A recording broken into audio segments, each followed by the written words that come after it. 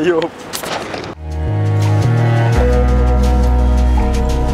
When it's midnight and the gray skies fade to black, the waves splash and set me off track, so my vessel might crash or collapse. When I'm attacked and start wrestling in my head with these bad memories from my past, I'm aware of my guilt, overwhelmed, and the smell of my blood has the sharks that surround me cast under a spell. They waited for me to fall, but when I fell, the water got still, and the blood that was spilled protects me. It's the same blood that cleansed me, my only defense against my nemesis. Now I can rest, knowing that nothing can come against me unless the Father gives consent. Evil intentions will not disturb God's purposes or interfere, so who shall I fear if my anchor is secure? Learning to consider it pure joy when I'm facing tribulations, praising God instead of complaining or getting overtaken with bitterness.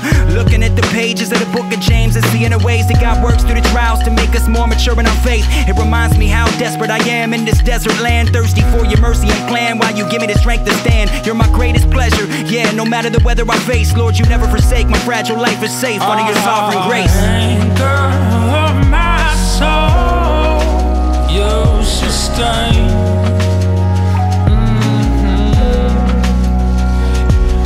And when I'm in the storm, you remain good to me, good to me.